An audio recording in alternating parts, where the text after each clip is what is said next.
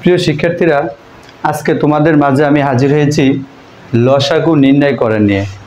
তোমাদের অনেকেরই পরীক্ষার সময় লসাগু নির্ণয় করো, গসাগু নির্ণয় করো এই অঙ্কগুলা এসে থাকে।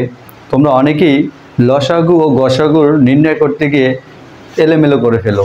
আমি আশা করছি আজকে আমার এই ভিডিও ক্লাসটি দেখার পরে তোমাদের এই সমস্যাগুলো থাকবে না। তো চলো দেখি আমরা অঙ্কে চলে যাচ্ছি। আজকে আমি এখানে সমাধান করব লসাগু নির্ণয় করো। আমি এখানে লসাগুর যে নিয়মটা করব সেটা হচ্ছে মৌলিক উৎপাদকের সাহায্যে লসাগু নির্ণয় করো। তো মৌলিক উৎপাদকের সাহায্যে লসাগু নির্ণয় করতে হলে তোমাদের কি করতে হবে? তোমাকে এমন একটা সংখ্যা নির্ণয় করতে হবে যেটা দিয়ে তুমি কমপক্ষে দুইটা সংখ্যাকে নিঃশেষে বিভাজ্য করতে পারো, মানে ভাগ করতে পারো। তাহলে এমন কোন সংখ্যা আছে যেটা দিয়ে কমপক্ষে দুইটা সংখ্যাকে নিঃশেষে বিভাজ্য করা যায়? দেখি, আমি যদি প্রথমে 2 দিয়ে শুরু করি, 2 দিয়ে কিন্তু 9কে ভাগ করা যায় না। 2 এর নামটা পড়লে 9 আসে না, তাহলে 9 নেমে যাবে। 2 দিয়ে 12কে ভাগ করলে 2 12-এর ভিতরে যায় 6 বার। 2 দিয়ে আবার 18কে ভাগ করলে 2 18-এর ভিতরে যায় 9 বার। এরপরে আবার দেখতে হবে আবার কোন সংখ্যাটা ভাগ করলে কমপক্ষে দুইটা সংখ্যাকে নিঃশেষে বিভাজ্য করা যায়। আচ্ছা, এরপরে যদি আমি 3 দিয়ে ভাগ করি, তাহলে দেখো 3 দিয়ে 9কে ভাগ করলে 3 9-এর ভিতরে যায় 3 বার, 3 6-এর ভিতরে যায় 2 বার, 3 9-এর ভিতরে যায় 3 বার। আমাকে আবার দেখতে হবে এমন কোনো সংখ্যা আছে কিনা যেটা দিয়ে আমি কমপক্ষে দুইটা সংখ্যাকে ভাগ করতে পারি।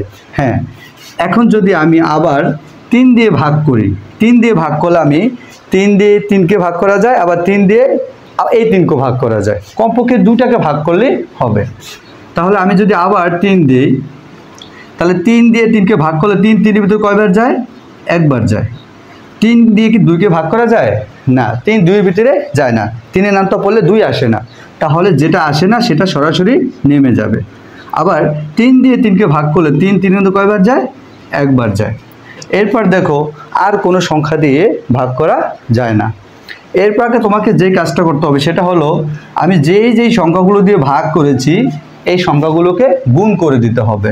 তাহলে দেখো 2 গুণ 3 গুণ 3 গুণ 2, এক্ষেত্রে তোমাদেরকে 1 নেওয়া লাগে না।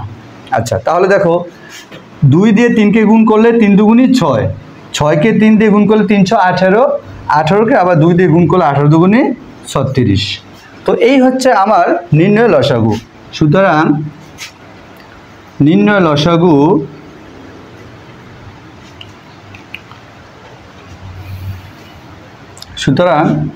নির্ণয় লসাগু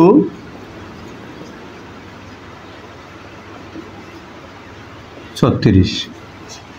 এই হচ্ছে মৌলিক উৎপাদকের মাধ্যমে লসাগু করার নিয়ম। আশা করি সবাই বুঝতে পারছো। ধন্যবাদ সবাইকে।